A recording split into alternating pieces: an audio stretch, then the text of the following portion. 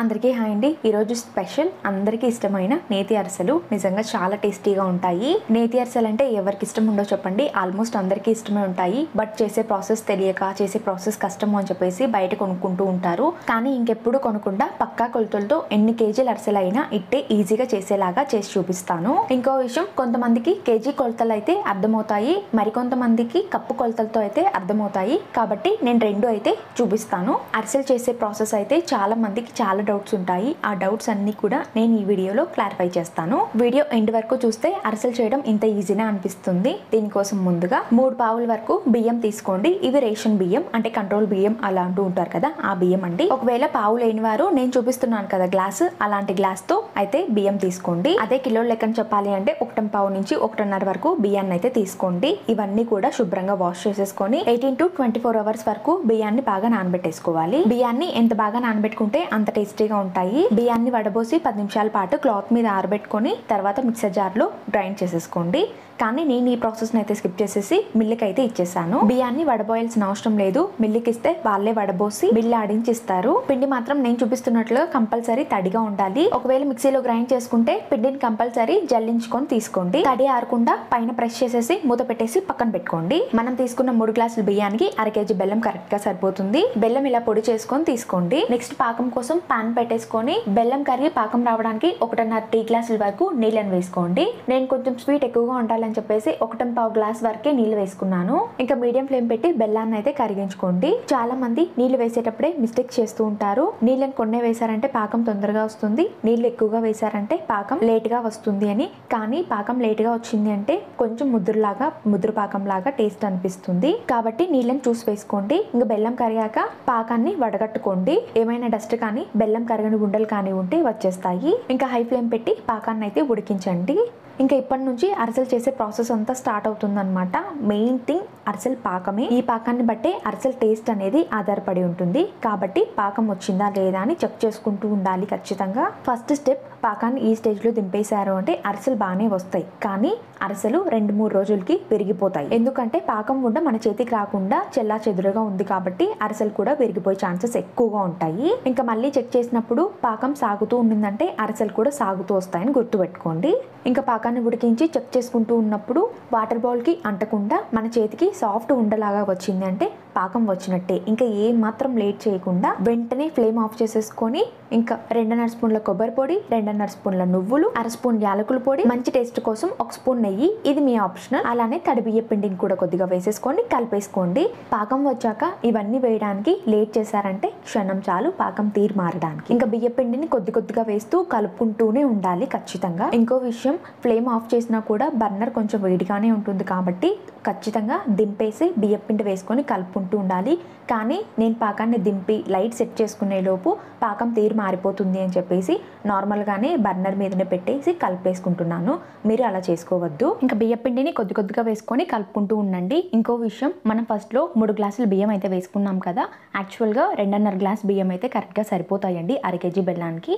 కానీ గ్రైండ్ చేసినప్పుడు అలా కొంచెం పిండి వేస్టేజ్ అవుతుంది కాబట్టి ఒక 1/2 గ్లాస్ వరకు ఎక్కువే వేసుకోవాలి ఎప్పుడు కూడా. ఇంకా పాకం చేంజెస్ వచ్చి కూడా ఒకసారి ఎక్కువ పట్టచ్చు, ఒకసారి పిండి తక్కువ పడుతుంది. కాబట్టి బియ్యం వేసేటప్పుడు బియ్యం కొన్ని ఎక్కువే వేసుకోండి. ఈ బియ్య పిండి పాకాన్ని మరీ గట్టిగా లేకుండా కొంచెం జారుగానే కలుపుకోండి. వేడిగా ఉన్నప్పుడు జారుగా అనిపించినా కొంచెం చల్లారేపాటికి గట్టిగా ఉండలాగా వచ్చేస్తుంది.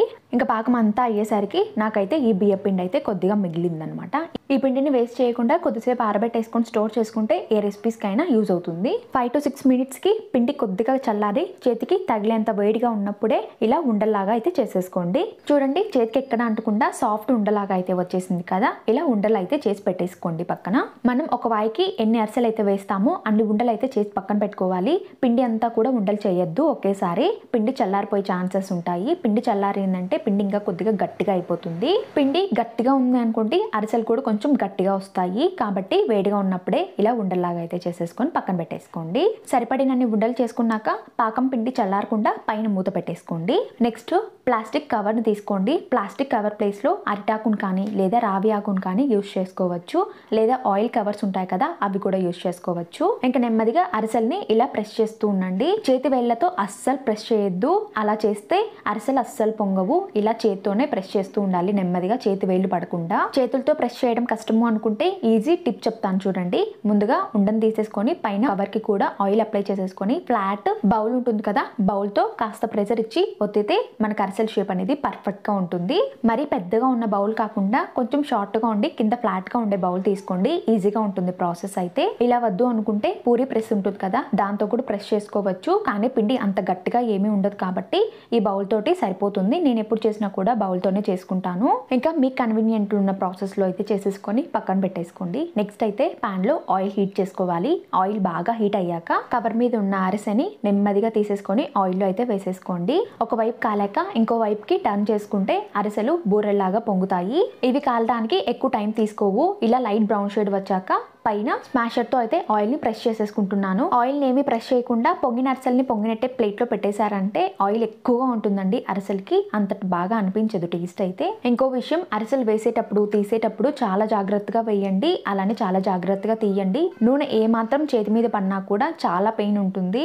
అరిసెల్ని కాల్చేటప్పుడు మరీ ఎక్కువ బ్రౌన్ కలర్ వచ్చేంత వరకు నూనెలోనే కాల్చకండి. కాస్త వైట్ షేడ్ ఉన్నప్పుడే తీసేసేయండి. ప్లేట్ లో వేసి కాస్త చల్లారేపాటికి ఇంకొంచెం రంగు వస్తుంది కాబట్టి సరిపోతుంది. ఇంకో విషయం అండి, అరిసెలు కాల్చేటప్పుడు ఫ్లేమ్ మాత్రం హైలోనే ఉండాలి. ఆయిల్ మాత్రం బాగా వేడిగా ఉన్నప్పుడే అరిసెలు వేస్తూ ఉండాలి.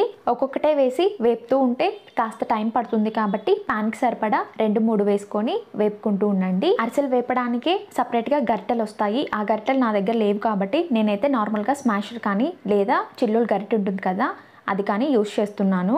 అరిసెలు ఇంకొకసారి పక్కా కొలతలు చెప్తాను చూడండి.